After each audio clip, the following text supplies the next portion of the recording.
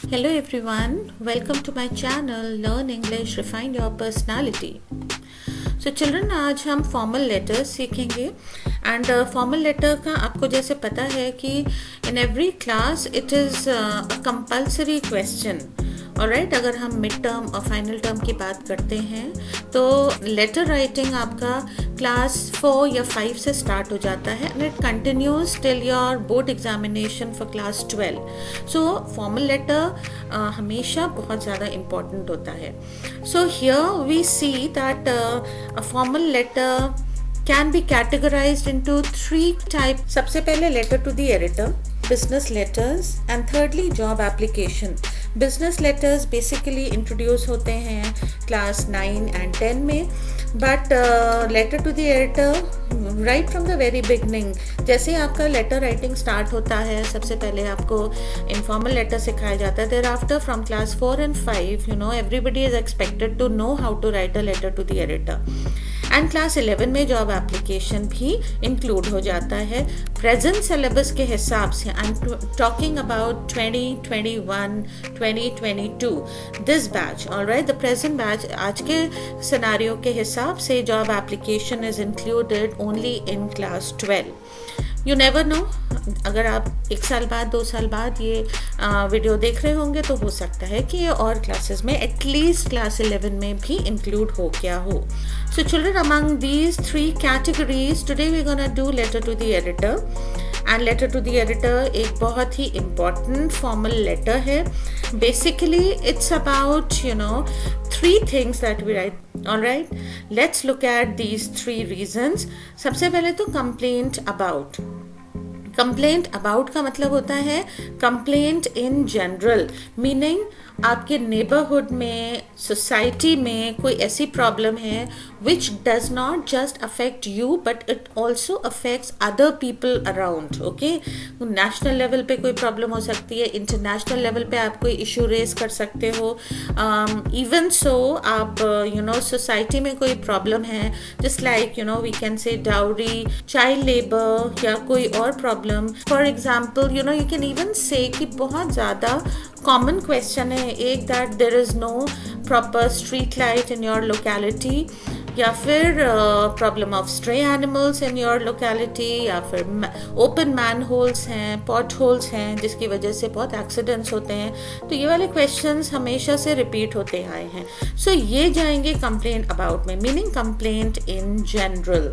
Alright, second kind of letter to the editor लिखा जाता है when you have an individual and a particular problem. Alright, you have faced something yourself. Suppose you are traveling in a local train और या फिर आप DTC बस में travel कर रहे हो, कंडक्टर ने आपसे misbehave किया. Okay, so this bus conductor misbehaved with you. तो this you have faced yourself. तो इसके लिए आप क्या लिखोगे? This is complaint in particular. ठीक है, आपने इंडिविजुअली इस चीज़ को फेस किया है. सो जब आप लेटर लिखोगे एडिटर को तो you will be highlighting this particular thing, your experience. Alright, plus discussing about the rude behaviour of all the bus conductors in general. Third reason letter to the editor जब हम लिखते हैं, that is showing concern about a certain thing that is happening. किसी international या national level पे या आपकी society में कोई ऐसी ईवल है जिसके लिए आप वॉइस रेज करना चाहते हो, अपनी ओपिनियंस को वॉइस करना चाहते हो, देन वी से it's about showing concern. Alright, for instance, again I would say child labor हो गया, excessive use of mobile phones, या फिर कोई भी और ऐसी चीज़ जैसे कि indiscipline among students हो गया. Alright, so all this will come under concern over something that really troubles you. So you are trying to voice your emotions. So there is a golden rule, children. Always have to remember whenever you go ahead with any kind of letter. मैंने आपको बताया 3 kind of letters हैं, letter to the editor, business letters and job application. So basically अगर हम अभी letter to the editor पे focus करते हैं, so golden rule है appropriate format आपको use करना है. सेकेंडली जो आपका कंटेंट है वो वेल ऑर्गेनाइज्ड होना चाहिए, and finally the language used should be appropriate. Alright, चाहे आप कितना भी, like suppose will go back to this slide, आप चाहे कंप्लेंट इन जनरल कर रहे हो या आप कंप्लेंट किसी के अगेंस्ट में कर रहे हो, आपको कितना ही बुरा एक्सपीरियंस क्यों ना हुआ हो, and you are trying to raise your voice, या आप डिस्ट्रेस्ड हो किसी सोशल इवल को लेके, फिर भी अगर आप you are expressing yourself in a letter to the editor, you have to use appropriate language. आपको रूड नहीं होना है, आपको पोलाइट रहना है। और फीचर्स देख लेते हैं हम लेटर टू द एडिटर के। सी the latest format, when I say latest, at least it's been going on for the last 12 to 13 years, left align format he use करना है हमें लेटर टू द एडिटर में, number 1। Secondly, हमेशा information जिस बारे में आप लेटर लिख रहे हो, ओके, जो आपका सब्जेक्ट है लेटर का, उसको हमेशा एम्फसाइज करना है। You don't have to beat about the bush, और चीज़ों के बारे में हमें वहाँ लिखना शुरू नहीं कर देना है। हमें क्वेश्चन पे फोकस करना है, जो रिक्वायरमेंट ऑफ द क्वेश्चन है उसको फुलफिल करना है। यहाँ पे फिर हम ओपनिंग लाइन देख लेते हैं। आपकी लेटर टू द एडिटर की ओपनिंग लाइन क्या होनी चाहिए? Other than that, not just the opening line, but आपका जो फर्स्ट पैराग्राफ है, it can go this way: Through the reputed columns of your esteemed newspaper, I would like to bring to your notice the problem of, and then whatever is the problem. In another way, this can be written as through the esteemed columns of your reputed newspaper. So both are correct, all right? Go ahead with whatever you've been writing, but then yes, this is the best way of opening a letter. This should be your first paragraph. ये आप learn कर सकते हो before hand. ज़रूरी नहीं है कि आप जब एग्ज़ाम दे रहे हो तभी आप you are writing and you are thinking at the same time. No, there are certain things which can be prepared beforehand. फिर हम अभी सेकेंड पैराग्राफ के बारे में बात नहीं करें, क्योंकि सेकेंड पैराग्राफ तो मेन पैराग्राफ है। जो भी आपका कंसर्न है, जो भी आपकी कंप्लेंट है, वो आप उसी में रेज कर रहे हो। तो अभी हम थर्ड पैराग्राफ यहाँ पे देख लेते हैं, जिसको क्लोजिंग नोट भी कह सकते हैं। This is the third paragraph. I hope the concerned authorities would look into the matter and take the required step as soon as possible. See again, when we come to this particular slide, children, you have to understand, चाहे हम complaint कर रहे हैं in general या in particular, या फिर हम किसी social evil को voice करने की कोशिश कर रहे हैं, concern show कर रहे हैं, the thing is we are trying to bring this to the notice of somebody. ये समवन कौन है? वो अथॉरिटीज जो आपकी प्रॉब्लम को सॉल्व कर सकती हैं, जो आपके कंसर्न को समझेंगे, and then they will take the required step. That is the reason कि हम थर्ड पैराग्राफ में and even in the first paragraph में हम ये बोल सकते हैं, you know, that I would like to bring to your notice, या I would like to bring to the notice of the concerned authorities the problem of, फिर whatever is the problem. Another very important thing, children, we know CBSE is strict about the word limit, and even ICSE, in that case I would say कि जहाँ letter writing की बात होती है, you cannot go on and on about something that is not required. Okay, so एक हमें concise manner में अपनी बात को सामने रखना है. So stick to the word limit. Sender's address को हम 2 लाइन्स में ही खत्म कर देंगे. वाई 2 लाइन्स में? Because children, you have to understand when we are talking about the word limit, then जो वर्ड लिमिट है वो आपका सेंडर्स एड्रेस से, मतलब जो फर्स्ट वर्ड आपने लेटर में लिख दिया वहां से स्टार्ट हो जाता है. ठीक है. Receiver's address should not exceed 3 lines. We'll stick to this rule of sender's address in 2 lines, receiver's address in 3 lines.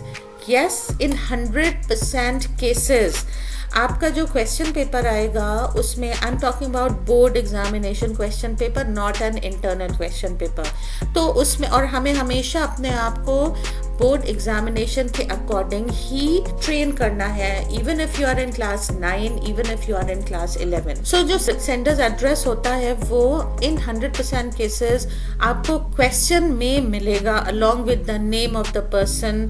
जो बोर्ड चाहता है कि वो ही नेम आप लिखो, कोई और नेम ना लिखो. Alright, so in that case sender's address may not come in 2 lines. तो उसको भी आपको देखना है, you know, this will come with tact and with practice कि कैसे आप जो भी एड्रेस आता है उसको 2 लाइन्स में लिख सकते हो. एनीवे यहाँ आप देख सकते हो कि this is a long address but then how I manage to write it in 2 lines. तो ऐसे ही आपको करना है. Alright, so that the format goes perfectly well.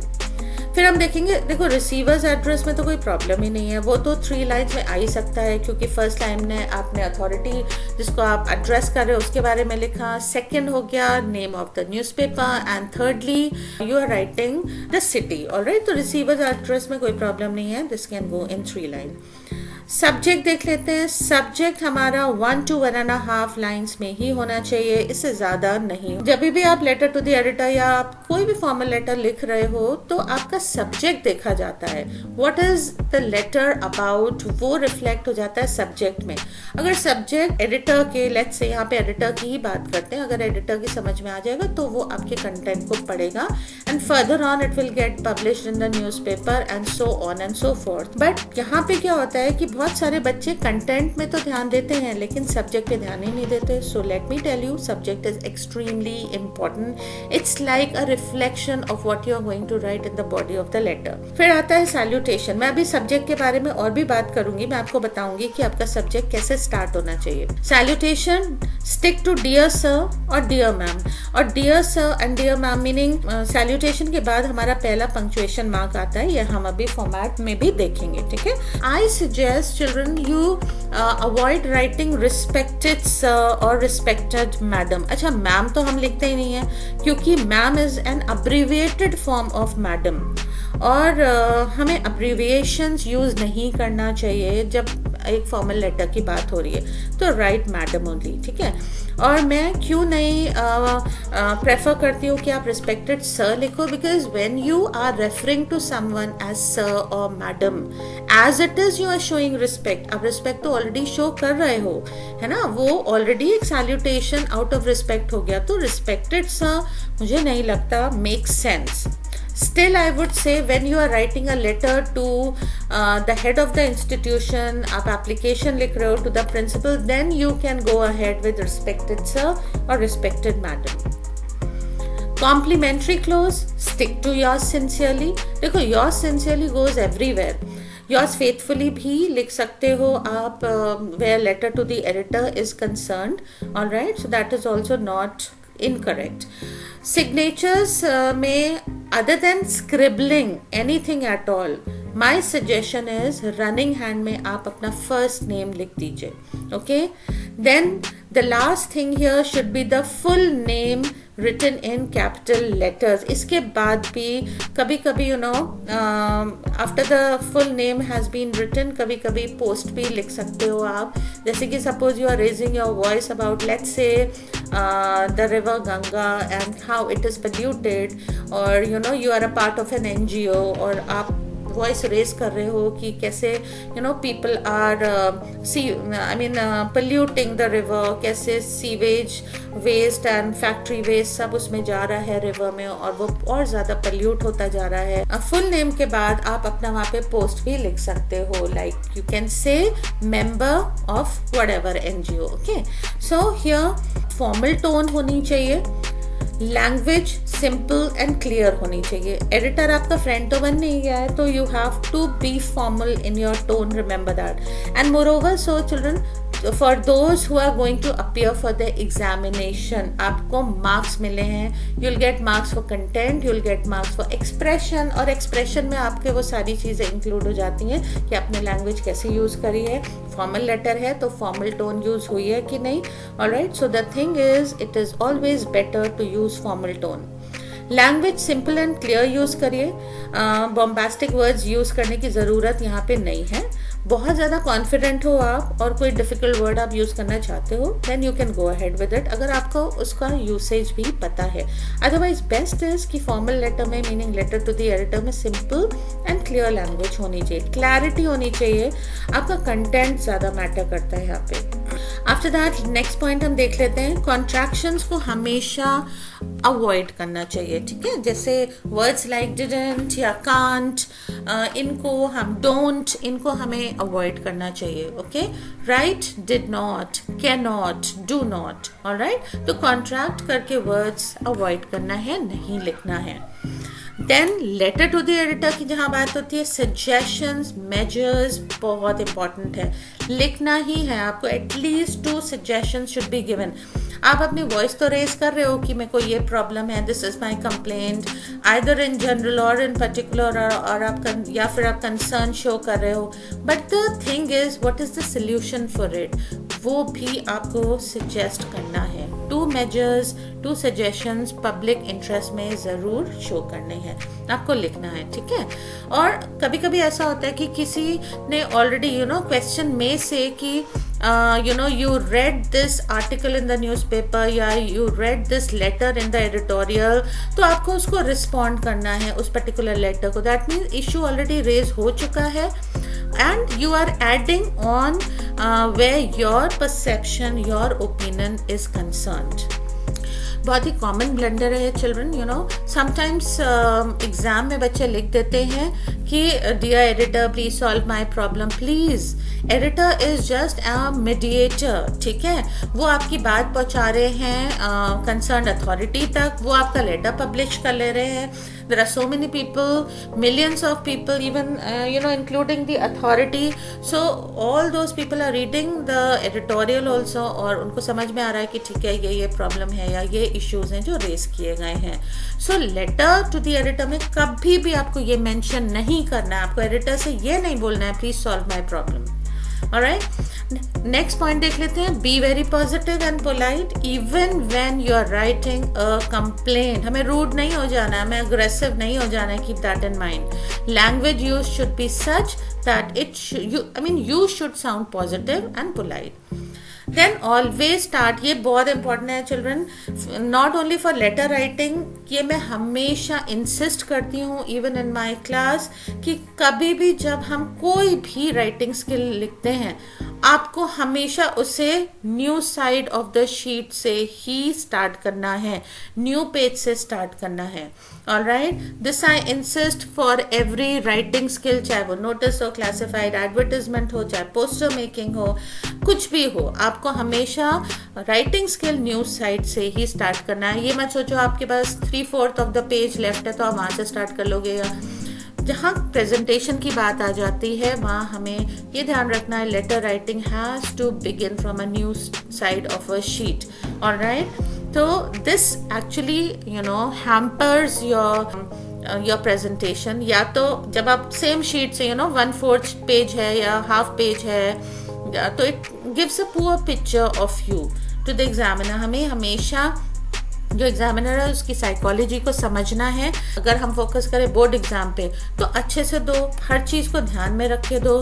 तो ये बहुत गोल्डन रूल है ये, जो आपको हमेशा याद रखना है कि लेटर और any other writing skills should start from a new side of a sheet so that your presentation is enhanced, और जो आपका प्रॉपर आपने इतनी मेहनत करके जो फॉर्मेट याद किया है वो भी सब नज़र आना चाहिए एग्जामिनर को, okay.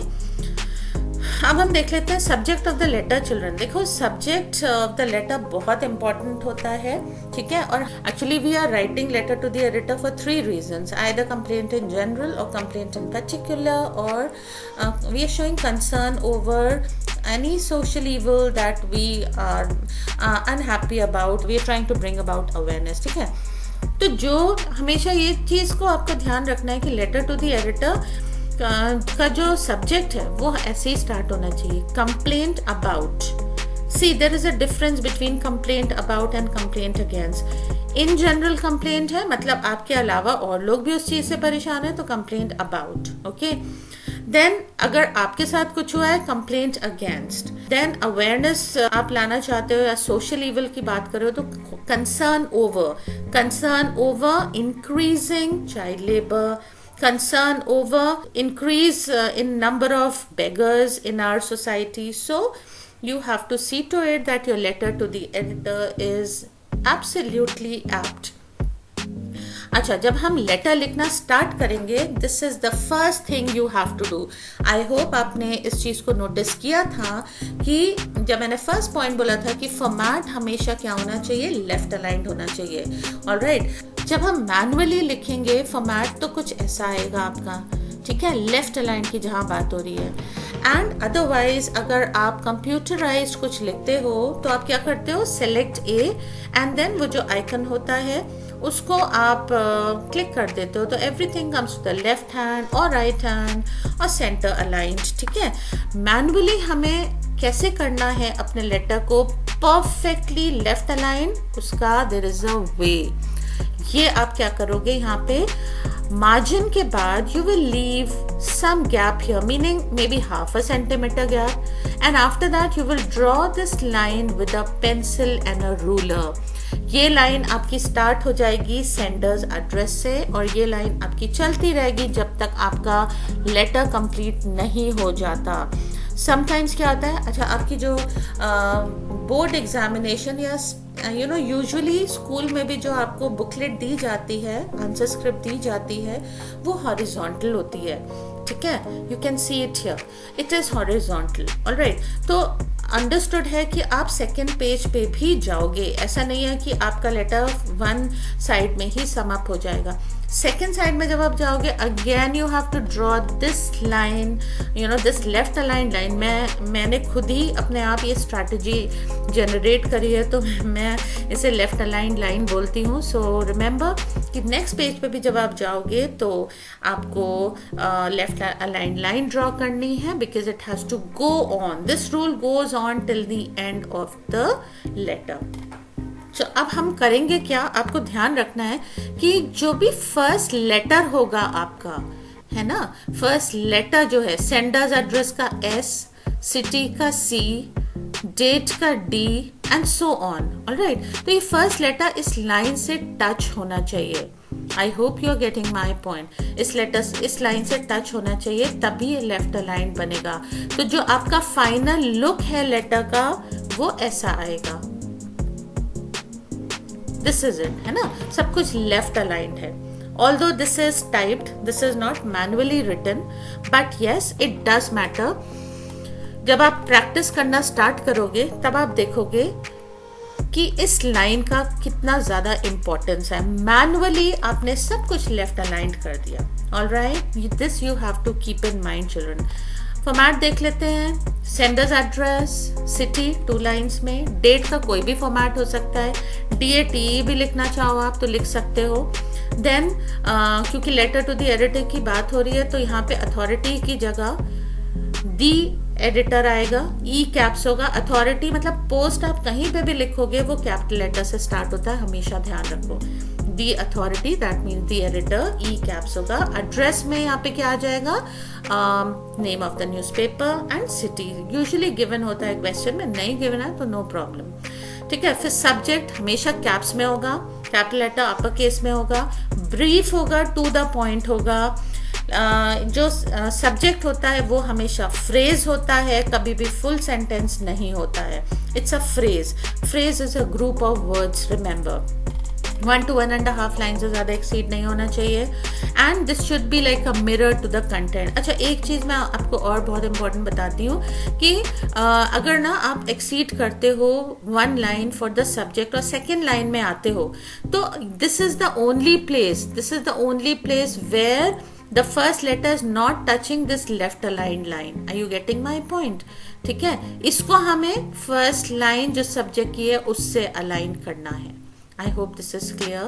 Then we leave a line, then dear sir. ये मैनुअली जो मैंने लिखा हुआ है सब ये जो फॉर्मेट है उसमें यहाँ पे आप देखोगे एरोज बने हुए हैं. 1 arrow means leaving of 1 line. ठीक है, सो सब्जेक्ट के बाद we leave a line. उसके बाद हमारा सैल्यूटेशन आ जाता है, डियर सर या dear madam and first punctuation mark. फिर paragraph 1 leave a line, paragraph 2 leave a line, paragraph 3 complimentary close, yours sincerely, first name in running hand मतलब signatures and full name in capital letters.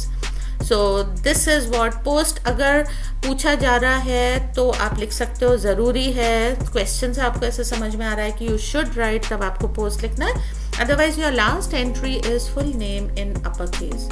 So I hope this is clear, children. First paragraph में introduction लिखेंगे. मैंने आपको already matter दे दिया है कि आप first paragraph में क्या लिख सकते हो. सेकेंड पैराग्राफ में problem in detail along with measures या सजेशंस, एंड पैराग्राफ 3 में कंक्लूजन, वो भी जो वी हैव ऑलरेडी डिस्कस्ड. ये एक स्पेसिमेन है. We can see this specimen. See this sender's address in 2936/B Civil Lines, New Delhi. कोई फुल स्टॉप, कोई कॉमा नहीं है. यहाँ पे आपको कॉमा दिख रहा है, but this is a part of the address. Last में हमने कोई भी पंक्चुएशन मार्क नहीं लिखा है. We leave a line. Date हम कोई भी फॉर्मेट ले सकते हैं. 21 में 2020 लिखा है मैंने यहाँ पे. Then leave a line. फिर देखो authority editor, the editor, E caps है एडिटर का, name of the newspaper and the city New Delhi.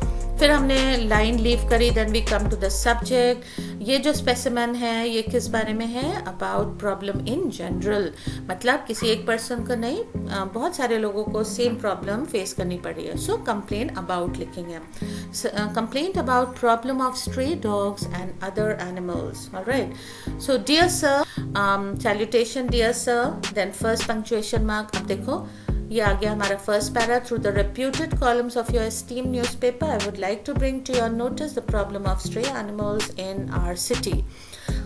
आपने एक चीज़ और देखी होगी कि मैंने यहाँ पे कुछ अंडरलाइन किया हुआ है कंटेंट में. ये कीवर्ड्स हैं, ठीक है. कीवर्ड्स आपको हमेशा अंडरलाइन करने हैं. मतलब यहाँ पे फर्स्ट पैरा में जो प्रॉब्लम है उसे अंडरलाइन करिए. सेकेंड पैरा में प्रॉब्लम जो आपको ऐसे लग रहा है कि हाँ ये दीज आर द कीवर्ड्स की, मतलब ये चीज़ ज़रूर हाईलाइट होनी चाहिए, इसको मेरे को एम्फसाइज करना चाहिए, और मेजर्स उनको अंडरलाइन कर सकते हो. Let's look at the second paragraph. There is already a problem of traffic jams in our city, and the amount of stray animals which are let loose on the roads to contribute to these traffic jams, due to which the students, office-going people face a problem and are often late for their destinations. अब देखो एक की sentence आ गया यहाँ पे. The other day a biker was chased by a stray dog and he met with an accident and was taken to the hospital. Full stop. Recently a bull got an old man who got severely injured. तो इसको भी हमने जो accidents हुआ उन्हें highlight कर दिया. कैसे? By underlining. I had already written to the municipal corporation about the same, but no actions have been taken till date. Moreover, the stray animals move on the road freely even till date. तो आप ये भी show कर रहे हो कि क्यों मुझे लेटर टू द एडिटर लिखना पड़ रहा है, बिकॉज आपने म्यूनिसिपैलिटी को लिखा लेटर और कोई रिस्पॉन्स नहीं मिला. Okay. Then comes the third paragraph. I hope the concerned authorities would look into the matter and take the required step as soon as possible. Thereafter, children, yours sincerely complimentary close, Stephen. मतलब ये signature है. First name हमने running hand में लिखा है, and finally full name in capital letter, Stephen Mark. So I hope you have understood children. बहुत सारी चीज़ें हैं जो आपको ध्यान में रखनी है, but yes it's very easy to get full marks in letter to the editor. Only thing you have to focus on the on the golden rule. क्या क्या चीज़ें हैं जो हमें फॉलो करनी है. आपका कंटेंट बिल्कुल परफेक्ट होना चाहिए, रेलिवेंट होना चाहिए, मीनिंग जो क्वेश्चन पूछा गया है उसको आप फुलफिल तो करोगे ना, उसकी रिक्वायरमेंट. देन आपका एक्सप्रेशन, मतलब लैंग्वेज कैसी यूज्ड है, टोन कैसी यूज्ड है, स्पेलिंग एरर्स तो नहीं है, आपका प्रेजेंटेशन कैसा है, ग्रामेटिकल एरर्स तो नहीं है, तो वो सारी चीज़ें एक्सप्रेशन में आ जाती हैं. प्लस फॉर्मेट, ठीक है, आपका फॉर्मेट कैसा है, ये चीज़, इसके भी आपको मार्क्स मिलते हैं. So I hope that fulfills all your queries, children, related to letter to the editor, and soon I'll come up with letter of complaint and letter of inquiry, that is business letters as well as job application. आपको कोई भी और अगर video चाहिए, so it's a request, you let me know, and yes, please subscribe to my channel, children, and जिससे मुझे encouragement मिले. See, all the teachers are undergoing a very hectic schedule. किसी के पास टाइम नहीं है, to cater to your queries. But yes, because teaching is a very noble profession, that is the reason that teachers are coming up. And अभी भी मैं जब ये video बना रही हूँ रात के 2 बज रहे हैं. Okay, so I hope you will understand that we are all doing it for you. So please encourage us by liking the video, subscription बहुत ज़रूरी है. जब एक भी एक भी person subscribe करता है, it means a lot. And please share it with anyone who needs it. So take care until we meet again. Bye bye.